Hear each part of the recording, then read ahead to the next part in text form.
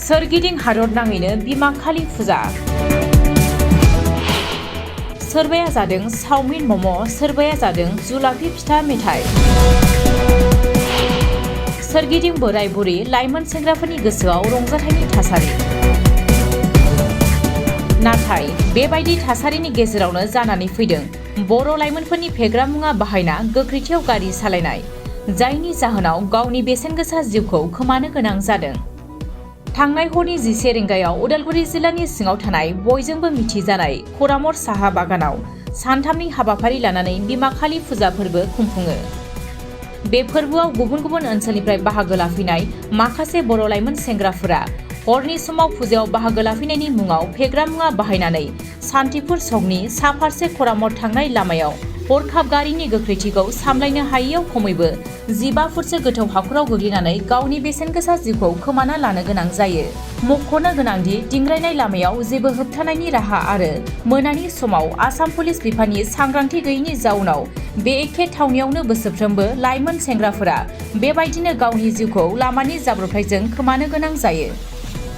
बिनिनो जोंनि बे समाव उदालगुरिनिफ्राय बड'सानि खौरांगिरि सोरांसार बाग्लारिनि जाथाय जानाय थावनिसिम मोनसे ग्राउन्ड जिर' रिपर्ट।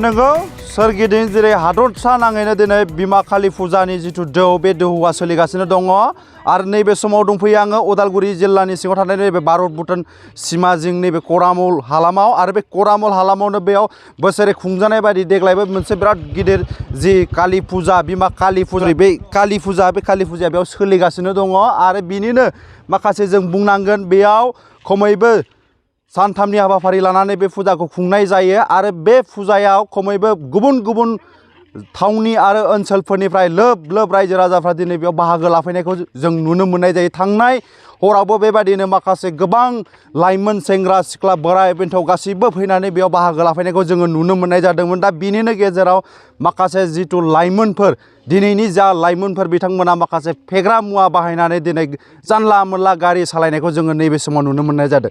दा नैबे समाव आंनि केमेरा पार्सन बिथाङा नोंथांमोननो दिन्थिगासिनो दं जिहेथु थांनाय मोनायावबो बेबादिनो मोनसे दुखुनांथाव जाथाय नैबे करामल जि मोनैनि सिगाङावनो जोंहा नैबेयाव सान्तिपुर सक दङ आरो बे सकनि साखाथियाव मोनसे बाजार दङ। बे बाजारनि साखाथियावनो मोनसे कालबाराव थांनाय मोनायाव 3 लाइमोना बाइक गंसेयाव गाखोबोनानै दिनै बेयाव हाखराव गोलैलांनो गोनां जानानै दिनै जिउजों थैनायजों बिथांमोना दिनै नैबे समाव जुजिगासिनो दङ होननानै जों नैबे समाव जों नुनो मोननाय जादों। दा जाहोना जाहैबाय आंनि केमेरा पार्सन बिथाङा नोंथांमोननो दिन्थिदों नैबे जिथु लामा, बे लामानि जिथु टार्निं, बे टार्निं पइन्टआव जोंहा माखासे प्रटेक्सननि थाखाय दिनै सरकारा बेयाव जेबो बेबस्था लानायखौ जोङो नुनो मोननाय जायाखै। आरो बेल' नङा, बाथ्राया दिनै थांनाय मोनानिल' नङा, बेयाव गोबाव समनिफ्रायनो बेबादि जाथाया बे ओनसोलाव बा नैबे कालबाराव जागासिनो दङ होननानै जों मिथिनो मोननाय जायो। थांनाय बोसोरनि जि कालि फुजा, बे थांनाय बोसोरनि कालि फुजायावबो बेबायदिनो माखासे लाइमोनफोरा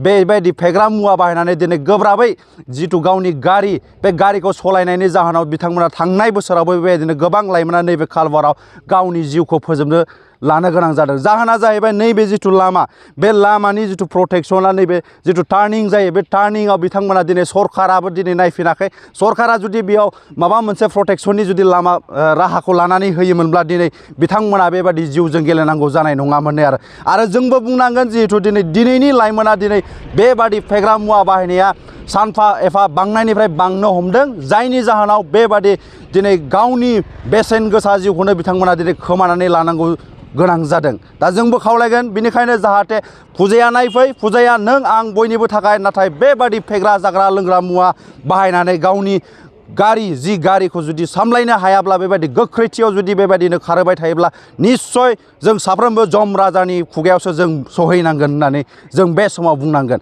दा बेनिखायनो आं खावलायदों जिहेथु आसाम सरकारनि जिथु रैखाथि बिफान, जिथु पुलिस हान्जा, बिथांमोनाबो जुदि हरनि समाव बेबायदि डिउटि होयोमोनब्ला, बिथांमोनाबो जुदि नायबिजिरनायमोनब्ला दिनै लाइमोनफोराबो बेबायदि लोंनानै जानानै गोख्रैथियाव गारिखौ सालायनाय नङामोन।